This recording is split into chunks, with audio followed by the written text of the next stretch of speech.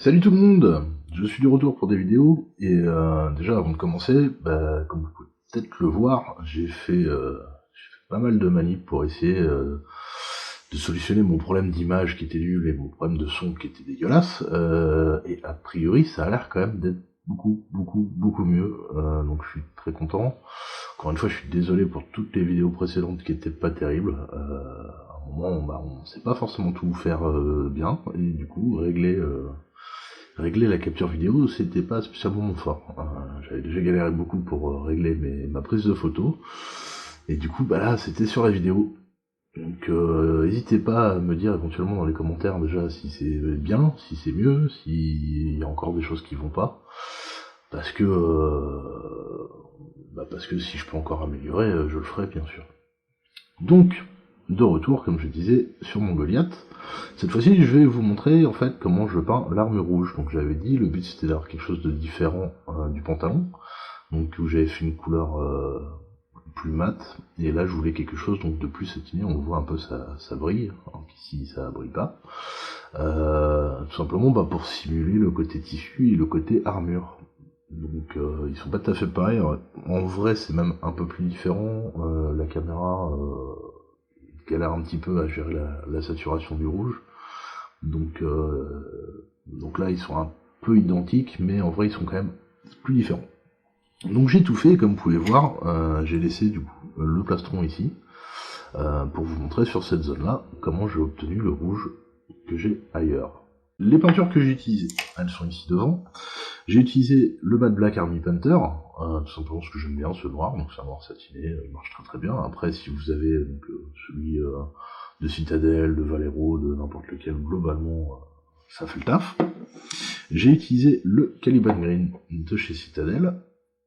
J'ai utilisé le Mephiston Red de chez Citadel aussi.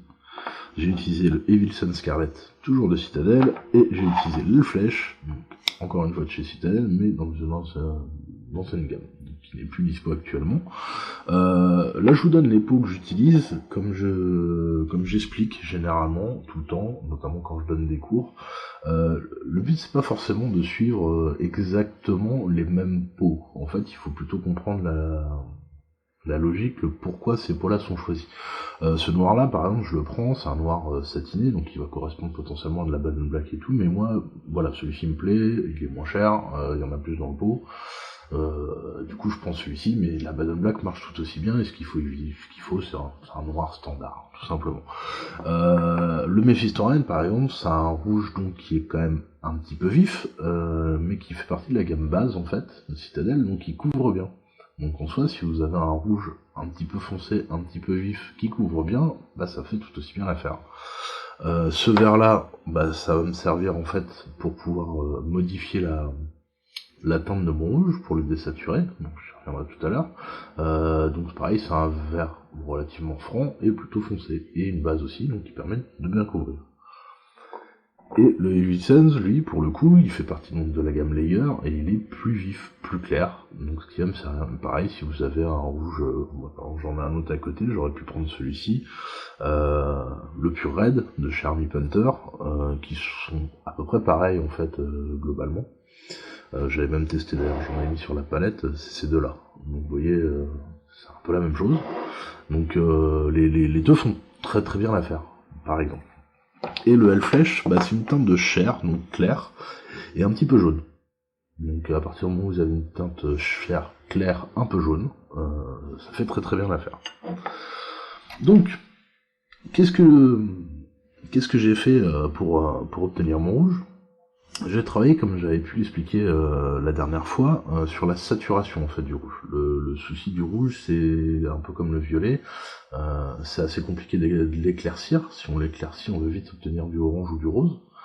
On triche un petit peu justement avec de la teinte chair, mais on travaille plutôt donc sur la saturation. Donc pour ceux qui savent pas ce qu'est la saturation, tout simplement c'est la vivacité de la teinte. Donc vous voyez ici j'ai un rouge donc qui est plus vif que celui-ci. Et pour jouer encore plus avec ça, j'ai utilisé du vert, donc qui est la complémentaire du rouge, pour obtenir ce mélange-là, qui me permet d'avoir donc un espèce de bordeaux un petit peu marronasse, et donc qui est beaucoup plus terne. On voit hein, sur la palette, entre ça et ça, quelque chose de beaucoup plus terne. La vivacité va donc tromper l'œil, en gros, et créer de la lumière, de la même manière qu'on peut travailler après sur du noir et blanc, mais ici on va travailler surtout sur cette saturation, et un petit peu aussi sur les valeurs, donc le noir et blanc. Donc au départ, donc j'ai mon mélange approximativement 50-50 de Mephiston Red et de Caliban Green, donc il me permet d'avoir ce bordeaux, ce que j'ai appliqué ici, donc sur ma sous-couche noire. Je l'ai passé 2 couches pour que ça couvre bien. Et donc on voit, ça fait, enfin voilà, vous voyez à peu près hein, la teinte que ça va me donner. Je vais ensuite commencer à poser en fait les premières lumières. Je vais travailler dans le frais. Pour ça, donc je prends un pinceau, hop là. Je prends un pinceau un petit peu vieux, hein, plus une super pointe. Je vais déjà rebarbouiller un petit peu avec cette teinte-là. Sans nettoyer mon pinceau, je vais prendre du Mephiston Red que je vais venir poser là où je vais avoir de la lumière.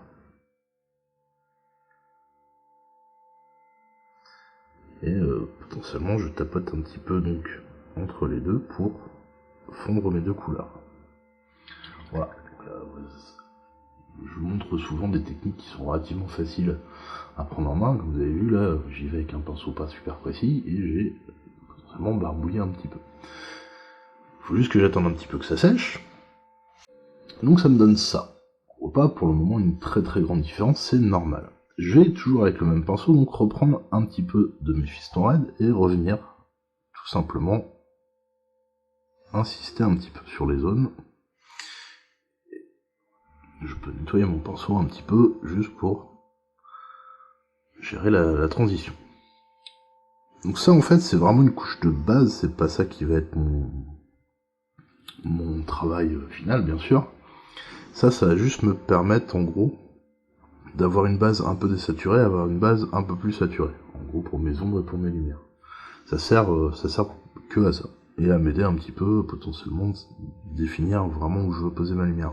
Si par exemple je me dis qu'en fait j'aurais pas dû la poser comme ça et j'aurais dû plutôt la mettre que de ce côté-là, bah il me suffira de refaire un fondu dans le frais en fait avec mes deux teintes en partant d'ici en mettant moins de Mephiston Red en haut.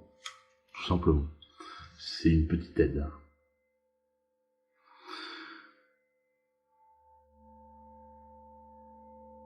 Donc il faut toujours bien attendre que ça sèche.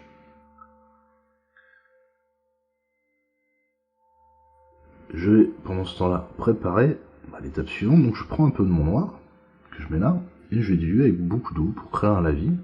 J'utilise plutôt ça qu'un lavis préfet du commerce, tout simplement parce que ça accroche pas de la même manière. Le noir aussi sera un peu plus profond, un peu plus intense. Et je vais passer ça sur toute ma surface. En essayant d'envoyer plutôt le surplus dans les creux, s'il y en a par exemple autour des espèces de crânes, et d'envoyer le surplus dans les zones que je veux les plus foncées, donc le bas globalement de cette pièce d'armure. Je vais faire sécher ça. Voilà le résultat une fois sec. Et je vais maintenant revenir sur mon pinceau un peu plus... mon pinceau bien, d'ailleurs, mon pinceau en bon état, donc on voit, hein, j'ai une meilleure pointe. Pour comparer si vous savez pas.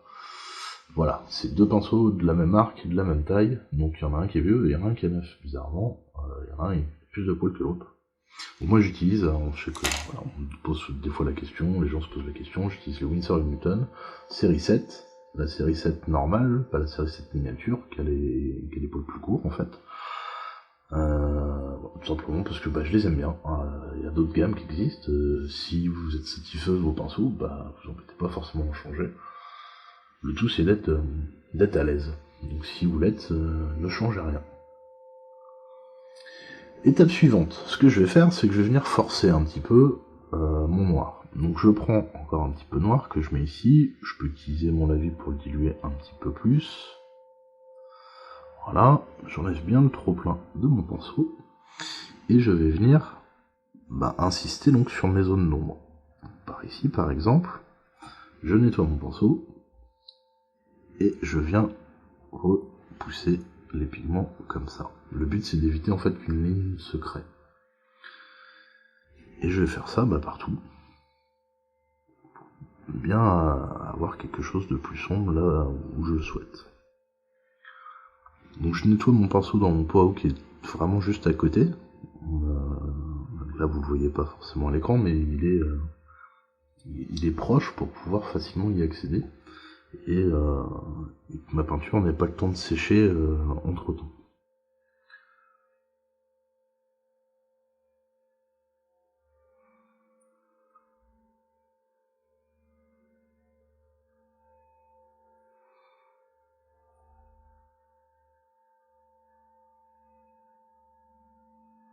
Donc là cette partie ici, on la voit quasiment pas, hein, donc j'ai pas des masses besoin de m'embêter, je veux juste que ce soit bien sombre. Le but c'est de regarder tout simplement comment c'est, alors selon comment on a géré l'étape précédente, la couleur qu'on a et comment dire la pigmentation du lavis que j'ai fait juste avant, je vais avoir un rendu qui va être plus ou moins noir. Mon objectif c'est d'avoir quelque chose qui soit pas complètement noir non plus dans les ombres, qui soit quasiment noir mais pas tout à fait. Et du coup je vais reproduire en fait cette étape autant de fois qu'il faut pour avoir le résultat qui me satisfait. Ça peut être une couche, ça peut être 2 ou 3 ou 4, en fonction de l'épaisseur de mon noir et de ce que je fais. Comme là c'est la zone pectorale aussi, je veux potentiellement moins de noir que ce que je voulais avoir ici à l'intérieur des bottes. Donc je vais avoir besoin de moins forcer. Donc voilà, on commence déjà à avoir une certaine lumière qui se crée, on peut le voir, c'est plus sombre en dessous, c'est plus clair, un petit peu plus vif au-dessus. Je vais reprendre maintenant du coup mon Méphiston Red, et je vais venir reforcer tout simplement les zones que je veux éclaircir. Donc je pousse toujours mes pigments vers là où je veux que ce soit le plus clair, je nettoie mon pinceau, et je viens repousser les pigments ici à la transition pour éviter de créer des lignes. Donc vous voyez, j'utilise plutôt le plat du pinceau, et je pousse ici vers le haut. Si j'avais voulu les amener dans l'autre sens, j'aurais tiré tout simplement, mais la logique reste la même, le but c'est de forcer les pigments à aller là où on veut sa lumière. Je vais en mettre ici un petit peu, quand même si c'est censé être dans l'ombre, pour créer quand même un petit peu de contraste. Toujours bien nettoyer la petite ligne de démarcation. Et ici, pareil, je vais essayer juste de faire une petite ligne, c'est pas très pratique. Et ça, il va falloir que je le reproduise plusieurs fois. En fait, tout simplement, alors, pour vous montrer, si je prends du Méphiston Red que je dilue pas vraiment, et que je le pose ici, là on voit déjà, tant que c'est frais, c'est bien vif, et on voit en fait que j'ai encore quelque chose plus clair ici que ce que j'ai à côté. Simplement parce que le rouge va s'estomper, vu qu'il est quand même sur une surface sombre. Si je veux vraiment récupérer mon rouge, il va falloir que j'insiste plusieurs fois. Donc là, je dilue pas beaucoup ma peinture. C'est globalement dilué avec ma palette humide, c'est juste que j'évite de trop charger mon pinceau. Pour vous montrer, là, si je passe par exemple sur le noir, vous voyez, il y a une transparence qui se fait. Donc, je reproduis ça encore, une fois, 2 fois, 3 fois, jusqu'à ce que j'estime être à peu près à ma teinte Méphiston Red, qui est celle que je veux obtenir.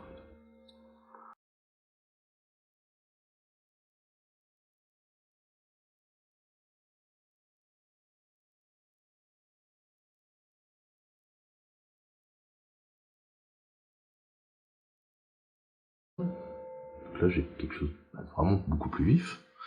Je vais prendre encore un petit peu de Méphiston juste pour venir peindre les arêtes ici,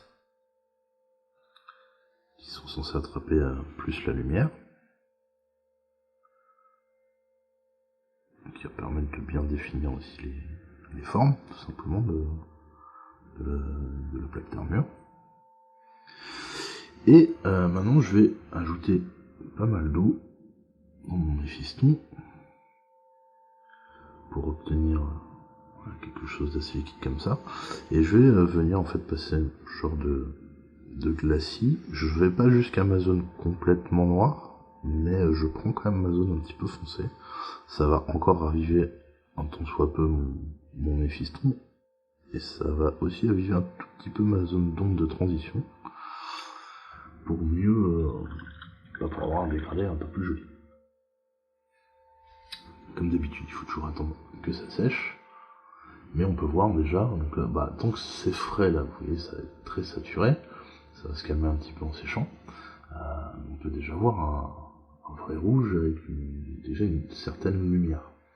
Je suis pas encore au même niveau que ce que j'ai fait à côté, mais on va y venir. Il reste pas tant de choses que ça à faire pour obtenir le rendu souhaité. Avant de continuer à éclaircir le rouge, je vais venir faire des éraflures. Comme j'ai pu faire, hein, on peut voir ici là sur les différentes plaques d'armure. J'ai fait ça parce que, comme j'avais dit la dernière fois, je considère pas les Goliaths comme étant très soigneux avec leur matériel. Donc ça ajoute des petits détails que je trouve plutôt sympathiques. Donc je prends toujours mon bon pinceau, je prends du noir, j'évite d'en avoir trop, il faut que la consistance soit juste suffisamment liquide pour s'appliquer facilement, mais pas trop pour que ça marque quand même. Et potentiellement je vais venir faire des petits scratchs et des petits points, des petits traits en fait pour représenter l'usure que peut avoir de la peinture sur une armure. Donc là j'ai des arêtes, ça s'abîme aussi potentiellement un peu plus facilement, donc je peux venir mettre un petit peu de noir. J'ai envie par exemple de dire qu'il y a un petit peu d'armure qui s'est abîmée au bord ici. Puis voilà, donc il faut pas en mettre forcément de trop, hein, faut pas exagérer. Il faut pas non plus en mettre trop peu, parce que sinon ça servait pas à grand chose d'en mettre.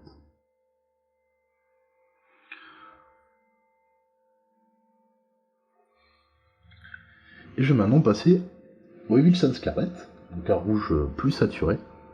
Et là je vais travailler différemment, c'est-à-dire que je vais prendre vraiment une petite goutte de peinture sur mon pinceau, pas diluée, si j'arrive à faire... Voilà, j'ai une petite goutte. C'est vraiment de la peinture sortie du pot. Et ce que je vais faire en fait, c'est que je vais venir l'appliquer en tirant quand même ma goutte de peinture pour éviter d'avoir trop de relief. Et en fait, je viens la poser en tapotant sur ma surface.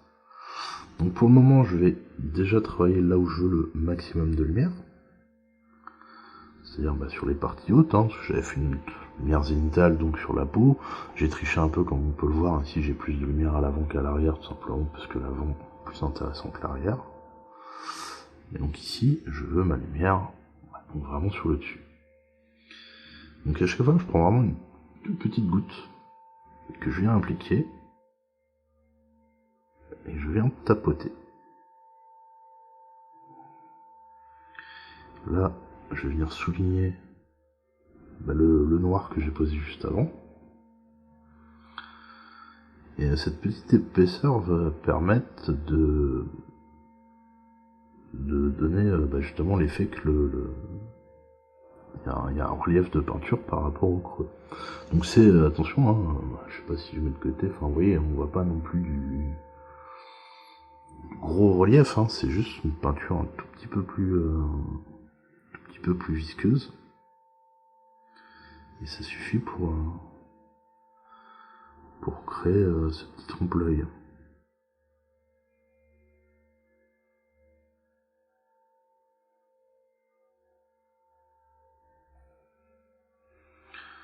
Et j'en mets dans l'idée, alors, par exemple sur cette zone-là, je vais plutôt faire la même chose mais avec du Méphiston, parce que cette zone est complètement ombre.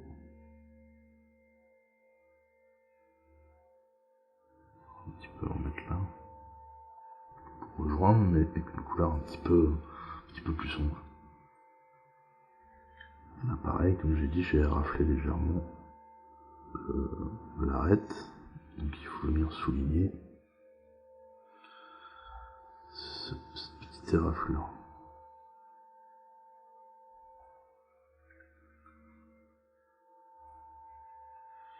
Je fais ça partout, donc je commence, comme je dis, par le haut.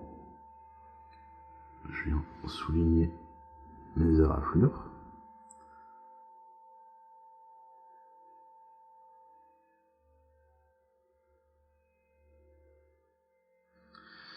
Et après, je vais insister plusieurs fois, comme tout à l'heure, sur ce rouge-là pour qu'il soit vraiment bien vif. Et en même temps, je vais venir potentiellement tapoter un petit peu, en insistant moins en fait, pour qu'il y ait juste quelques petits points qui viennent apparaître dans la zone en fait de transition. Alors qu'en haut là, je tape vraiment pas partout pour avoir un aplat de cette couleur-là.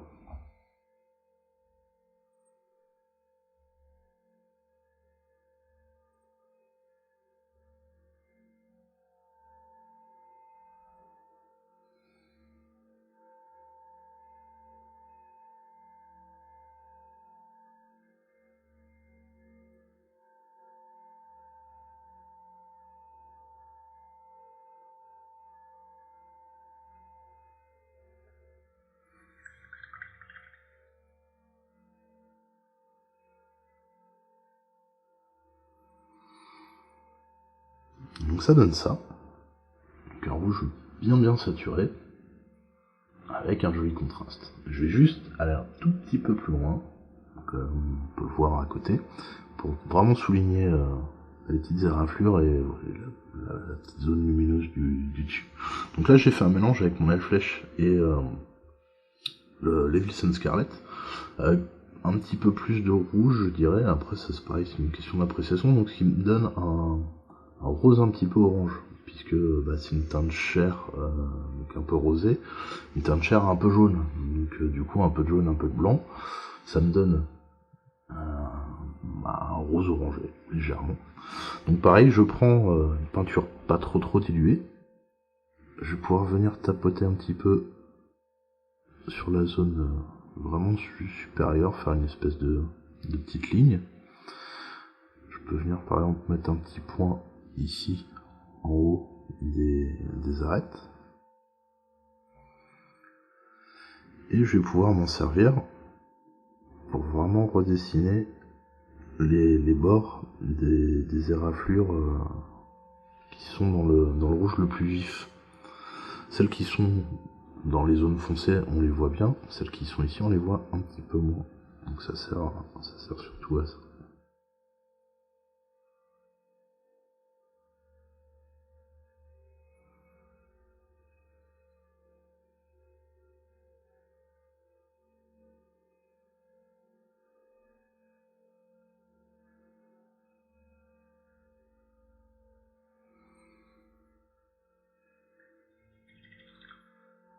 Et voilà pour mon rouge. Donc c'était une technique, comme je l'ai dit, relativement simple, relativement rapide. C'est sûr, quand il y a toute l'armure à faire, ça prend un petit peu plus de temps, mais il n'y a rien de sorcier. La vidéo va être relativement courte, j'en profiter pour refaire du coup potentiellement une petite bande comme ça. Donc je vais préparer ça, parce que en fait pour éviter de m'embêter, tout simplement je pose du cache et je reviens une fois que ça c'est fait. Voilà, j'ai préparé donc mon scotch de masquage, donc c'est du scotch de masquage tout simple, hein. Vous pouvez trouver ça dans n'importe quel magasin d'art. Vous aurez ça, donc c'est un scotch qui colle pas trop, donc qui arrachera pas la peinture. Donc j'ai fait des bandes. Le but c'est d'avoir une bande blanche un peu plus grande, une bande rouge et une bande blanche un peu plus petite. Donc j'aurais peut-être des petites retouches à faire parce que j'ai un petit rivet, des choses comme ça qui me gênent. Mais on va faire comme ça. Ça devrait marcher. Alors pour faire mes bandes blanches, en fait, j'utilise 3 teintes. J'utilise ici l'uniforme grès, le H grès, donc un gris moyen et un gris clair, et puis du blanc. Alors là c'est celui de chez P3. Donc pareil, c'est un blanc standard, rien de bien magique. Je prends du coup un vieux pinceau, lui aussi c'était un Winsor & Newton série 1, il est encore en plus mauvais état. Vous voyez, j'ai les poils secs, puisque ça va m'arranger pour faire cette technique là. Il y a vraiment plus de pointe, il est vraiment défoncé. Je prends un petit peu donc d'uniforme gris, donc mon gris moyen, et je vais venir enlever l'excédent. Donc par exemple sur le bois, vous voyez, je vais venir l'enlever en tapotant. Mon but c'est qu'au départ, vous voyez, ça fait des espèces de points. Mon but c'est qu'au bout d'un moment, à force de tapoter, je vais avoir quelque chose de moins uni. Avec des petits points, des petits creux qui vont venir apparaître. Et une fois que c'est bon, je vais venir tout simplement tapoter sur la moitié inférieure en fait de mes bandes. Je m'embête pas forcément à nettoyer mon pinceau. Je prends mon gris clair et je viens faire exactement la même chose, mais pour le coup sur la partie haute.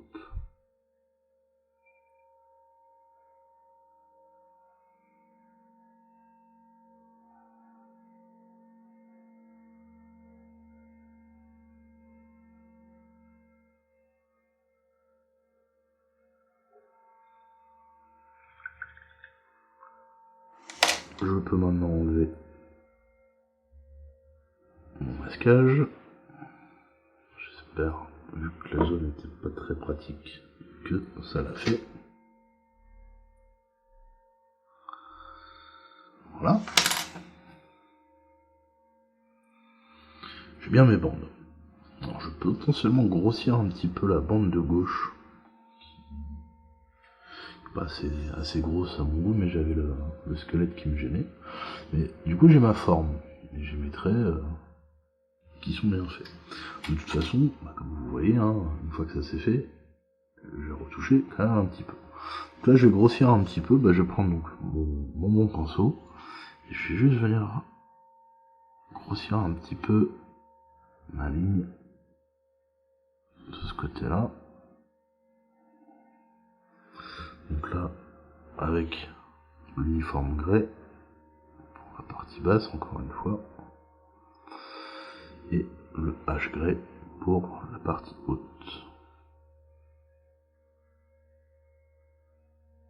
Alors, il y aurait possibilité de faire ça sans le masquage, tout simplement vous dessinez vos bandes, et en gros après vous reprenez les rouges que vous avez pour venir faire des petites éraflures dedans.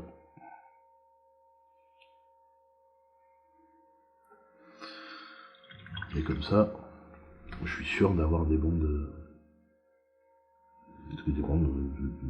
bien de la taille que je veux, dans l'orientation que je veux, etc. Avec le H grès maintenant, je vais venir commencer donc à insister un peu sur la partie haute, retoucher potentiellement si je suis pas forcément content des motifs qui sont faits. Donc là vous pouvez voir ce qu'il y a du rouge qui apparaît encore à travers, et venir souligner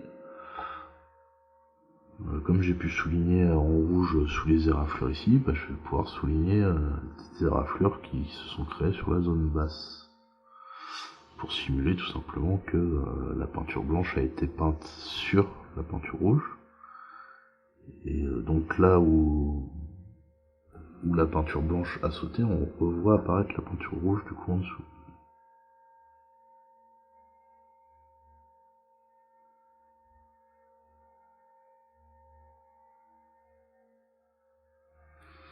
Et maintenant je prends mon blanc, et je vais en faire la même chose sur les parties hautes.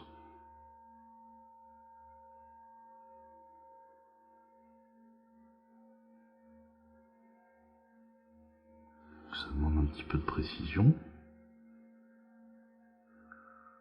Vous pouvez prendre son temps, il n'est pas pressé.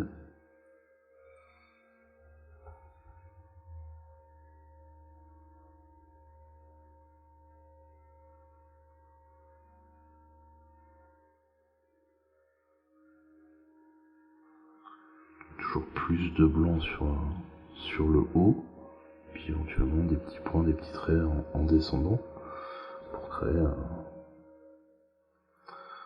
genre de dégradé.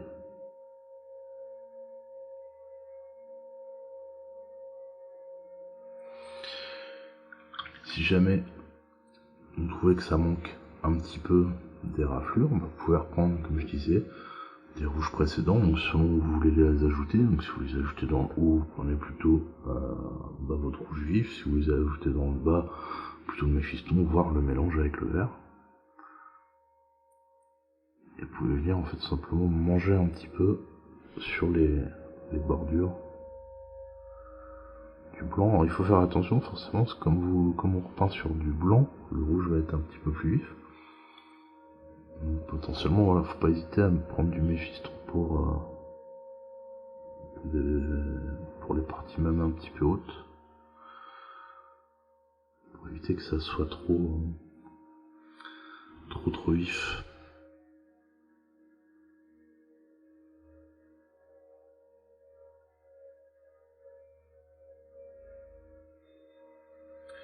Je vais repasser ce qui n'est pas en rouge en noir, et je reviens tout de suite pour vous montrer le résultat.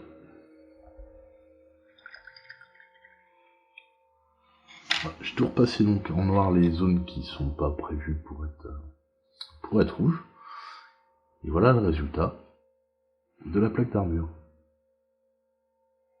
J'espère que ce tuto vous a plu. Moi en tout cas je suis quand même vachement content du coup de la qualité vidéo, et j'espère que la qualité de son suivra aussi.